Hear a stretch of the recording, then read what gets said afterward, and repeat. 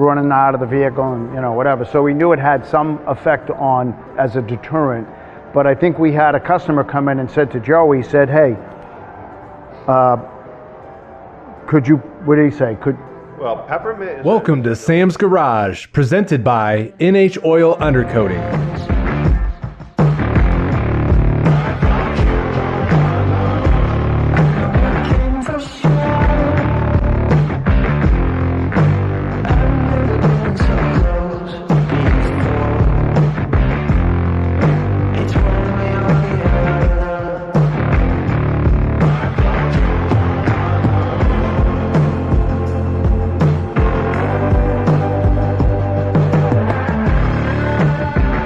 We kick things off by bringing the Summit Bandit to life with Edelbrock's ProFlow EFI. Clean wiring, modern tuning, and that classic scoop-ready style.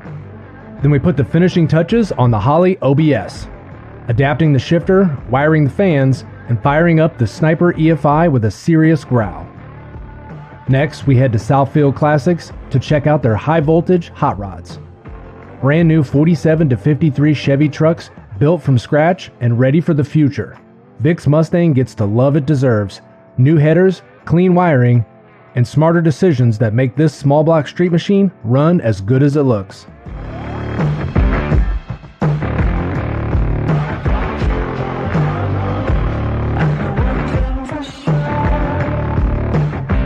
This week, we bring the Summit Bandit to life with Edelbrock's ProFlow EFI. Modern fuel control with old school style. From harness routing to sensor setup, we're dialing in reliability and performance, wire by wire. All right, so this is the week that we install the EFI on our Summit Racing Bandit project. As you can see, I've gone with the Edelbrock ProFlow EFI. They're doing an awesome job. It runs really well, gets you that old school look. That way I can put the factory scoop back on right on top. I've got the wire harness laid out. I've got everything I need along with the O2 sensor and the processor. Now the only thing that you're gonna have to buy separate is gonna be the sub harness for the ignition system, whether you have a 24 or a 58 tooth. Now all I gotta do is take off that manifold and start with the main wire harness. So here we got the fuel injection harness, and incorporated in with that is going to be the throttle body harness along with the ECT sensor. Now you're going to look, you're normally used to evens being on the passenger side, odds being on the driver's side on a Chevy engine. In this case, what we have is 1 through 4 on both sides. L is going to be for driver's side, and R is going to be for passenger side. Number 1 being the one at the front of the engine, number 4 being the back. All right, so as you can see, I removed the intake manifold from the car, took 2 minutes. That way it's a lot easier to fish all your wires through the bottom and through the ports, making it look good, and then just slap it back onto the engine. But before you do, because we have O-rings, and we don't want the O-rings to roll out of their position, you want to take a little bit of grease, Seal Glide, apply it around the ports. That way if you have to move the intake manifold on the cylinder heads, you're not going to roll those gaskets, causing a vacuum leak.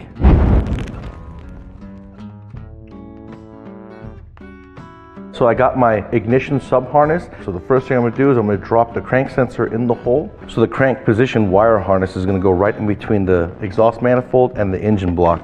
So I like to take a little bit of DEI heat wrap tape and just go over that piece of connector's harness, and that way we'll have protection from the exhaust heat from the header. So I went to Summit Racing, got me a OEM starter for any application, Pontiac GTO even, that's the least expensive one. Non-rotating, standard starter, they work the best, they're the most reliable, and believe it or not, they're even more compact. Okay, so when I removed the engine, I had an interior wire harness, which is this guy right here. These are my 2 wires that are gonna power up the room. So I'm gonna use the alternator as a junction. I've got the heavy wire coming from the starter to the alternator. I've got a wire coming from the battery to the alternator's post. Then I got my room wire. All right, so what we're gonna do here is we're gonna hook up the main wire harness that goes to the computer to the 2 sub harnesses, one being the ignition harness and the other one being the fuel injection harness. Go ahead and mount the computer onto the firewall. I'm gonna mount the relay and the fuse right next to it. Then we're gonna go right here to the factory wires. We're gonna make sure that we have switch 12-volt power at the pink wire under cranking. We're gonna use that wire to hook up to our switched ignition wire for the Edelbrock. I've got my power and ground right here. I'm gonna shorten it and go to the alternator. And then we're gonna turn it on, see if we have power, and go ahead and program it. Okay, so now that we've got everything hooked up, we're gonna go ahead and pair the iPhone to the ProFlow EFI. All right, so you see that we have a direct port injection. We have a 376, which is a 6 liter, which that's what this is. We've got a mild street camshaft, 600 lift. We're normally aspirated, we got 42-pound injectors. All right, so we got the Edelbrock ProFlow EFI installed on our Summit Racing Bandit project. Now, you guys don't forget to read the instructions because this fuel pump wire is designed to go straight to your fuel pump if you're running a low amperage fuel pump. But any new fuel pump that's EFI today is going to run at least 15 to 30 amps, depending on the volume. So this you can use to control a relay. Very important, in some cases you actually read those instructions. Sam's Garage is presented by NHOU. Brought to you by the following companies: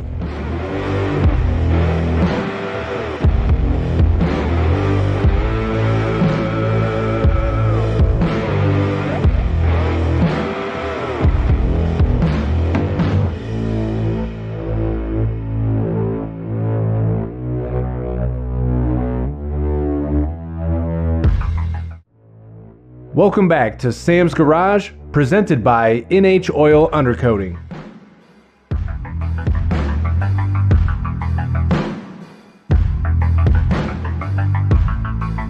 We're knocking out the final 1% on the Holley OBS, adapting the shifter for the 4L80, wiring fans and ignition, and firing up the Sniper EFI.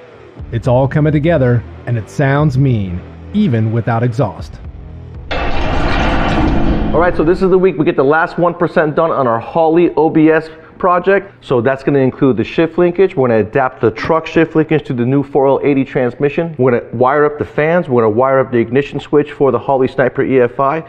And we're going to also condense the power wires that are going across this truck. The battery is on that side. We have a starter wire going from there to the starter. We also have a wire going from here to the battery to power up the room. So I went ahead and, because the alternator's on this side, I'm going to use it as a positive pole. We're going to take a wire from the alternator, a thicker one, because now it's 150 amps versus 110. And we're going to go to the solenoid for the battery. That way it's going to power everything up and we should be good to go. We're going to go ahead and install the low car cable. And that's pretty much it. Let's see what we can do today. So this is the part where I'm going to adapt the truck shifter to the new 4L80 transmission. The truck came originally with a 4L65. First thing you have to do is make sure that you're in park. So right there, I'm going to go to the front. I'm going to come over here, make sure we're in park. Then what I'm going to do is bolt that bolt up. And I see I got lucky. One of these bolt holes lines up perfect with one of these old pan bolt holes. I'm going to make a bracket that goes from the last bolt hole to this corner bolt hole on the transpan, also using a spacer, making sure that the bracket clears the oil pan's ledge. Anytime you guys install your low car cable, you want to make sure to pull the inner from the outer. And in this case, there's a hole in the pedal, so this will fly in and out of that hole. But because I have the plastic retainer, I can easily go through the plastic retainer, go through the hole in the pedal, then when this snaps in, it won't come out. So make sure you guys use as much of the factory stuff you can to make your life easier and to prevent any problems in the future. Now I'm going to go ahead and install the outer cable first, measuring it up, making sure it's good before I install, measure, and cut the inner cable. When I did the starter wire earlier, I forgot that when I cut the transmission harness out of the main harness that I did not loop the neutral safety switch. So that wire didn't work for me. I had to go inside, go to the starter switch, find my starter wire, pulled it outside. Then I went ahead and got me a live 12 volt switched wire, took it outside, went straight to the HEI distributor. I went with the Sniper EFI also, teed off into the HEI distributor's positive. I also have a loose pink 12 volt switched power for the Sniper transmission controller that's on the way. So that way I can just easily connect it up and it'll be good to go.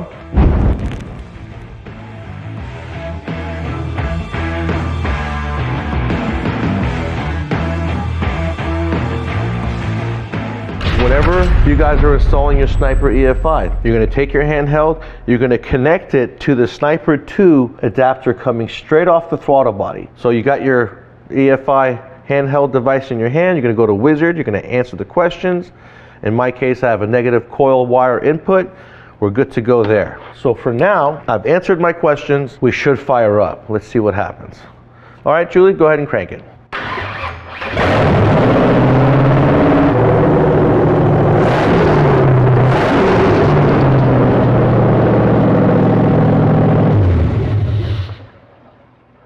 That makes it all worth it, doesn't it?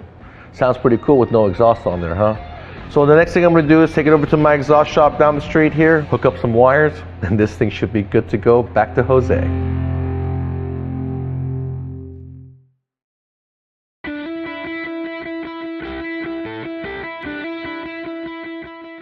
You guys, today vehicles have gotten double the price, sometimes triple the price, and we want to protect that investment and make sure that vehicle can last as long as possible on the road, and that's where NHOU comes in.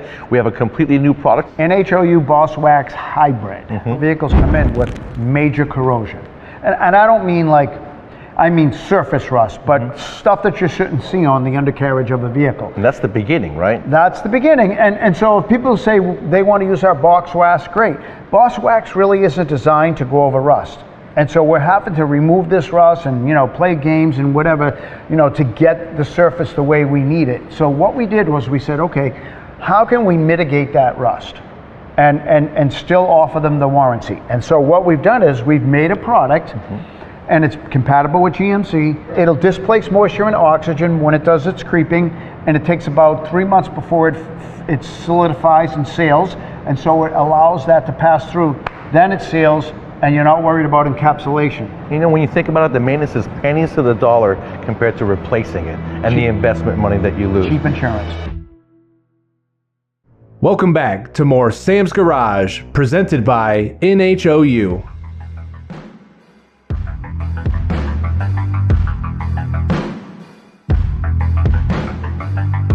Today, we're at Southfield Classics, where vintage trucks meet high voltage.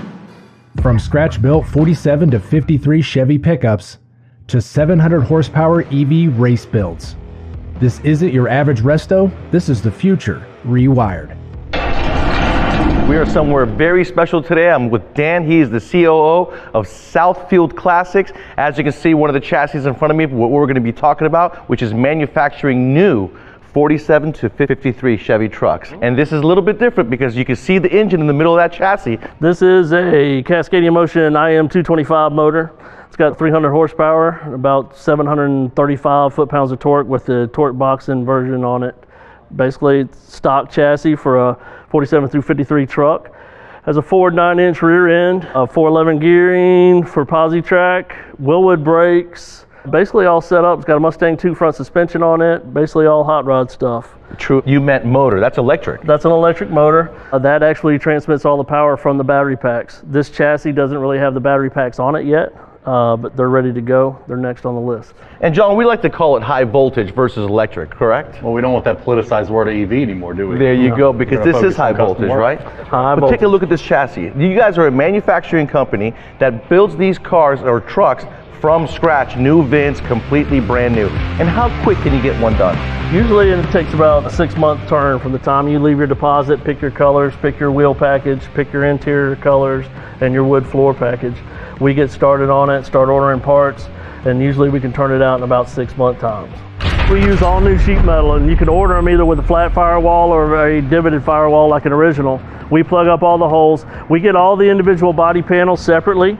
That way we can check the fitment better, make sure that it fits and aligns like we want it to fit. We reinforce some of the bad problems that they had with these trucks, which was the doors, so we reinforce all that. We have a removable dash that we've made for these that takes it in and out so you can put all your electronics behind it. We kind of keep it that stock look. These are all brand new panels that are supplied from a GM certified supplier, and we just weld it all together. With all the electronics and all the high voltage equipment that we have to put in them, it just made it easier for us to be able to get behind it. We can build it on a table, we install the dash, all the electronics are hidden behind it. We've designed our own chassis, we own our own molds for the body, so we can either fiberglass or carbon fiber.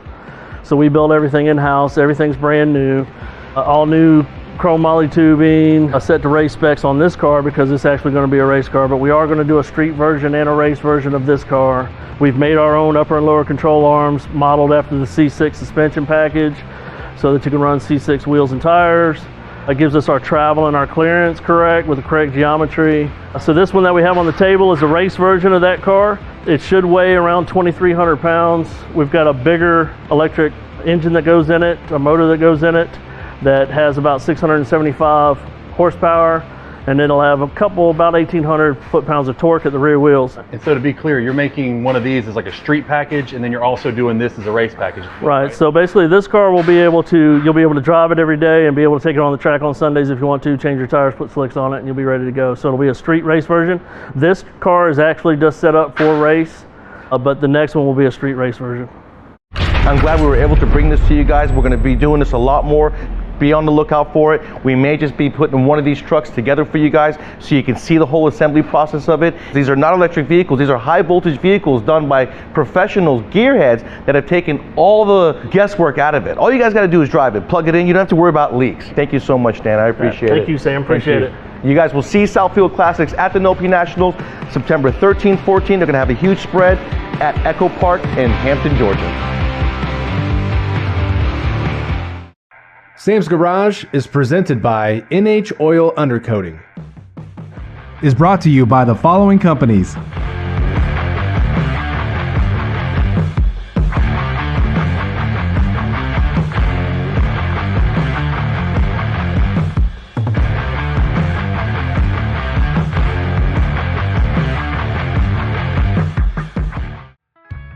Welcome back to Sam's Garage, presented by NHOU.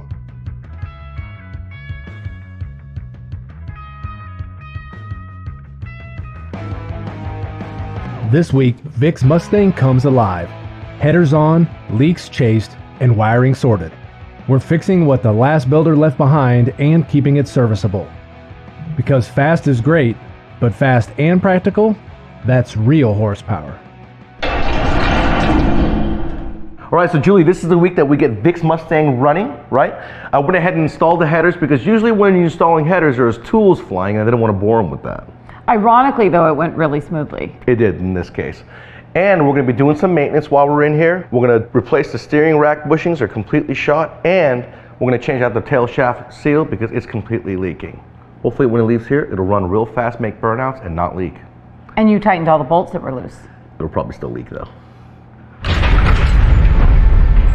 I went ahead and put on my ignition wires. I got me a set of Summit Racing ignition wires, brand new in the box. Also, the reason I changed out the wires is because you have a boot here that's completely burned through. There is plenty of room on both sides of the boot at the header, and the header is HBC coated. So you don't need these in this particular application. When you look at it and you see you have room and you're not gonna have a concern, don't just go buy something and shove it in there just because they sell it and it's on the shelf and you can add it to your list of parts you have for your build. That's not cool. That's not very practical. So all you builders out there, I want you to think twice about when you have a customer come in and they ask you for something. It's your job to school them. I've got some sort of accessory front drive kit on this.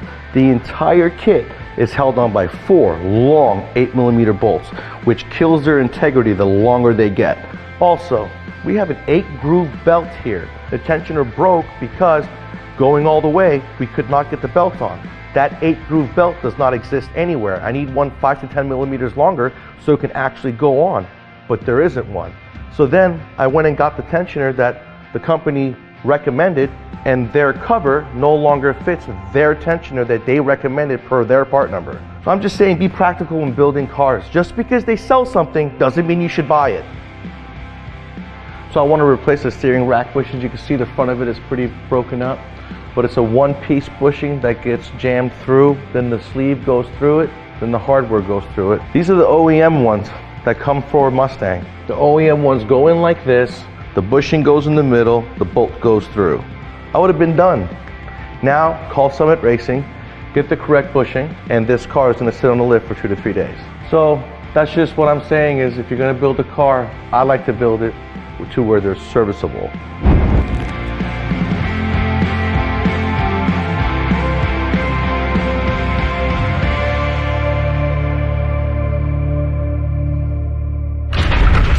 Check this out, folks. This is a PCV valve. This is an aluminum, hard aluminum, thick body PCV valve from Edelbrock. Pretty cool. I may be old, but this is new to me. I haven't seen it yet.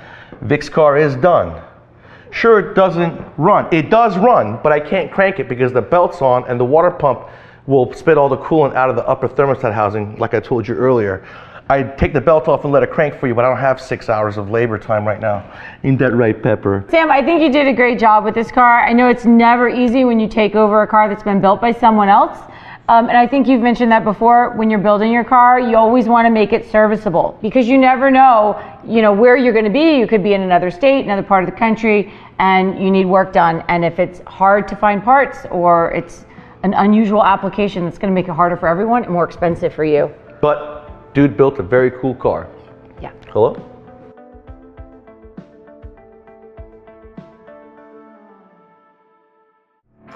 Be sure to check out Sam's Garage on these other media platforms. Send us questions and feedback to info@samsgaragetv.com. From EFI upgrades to EV innovation, every project this week pushed things forward.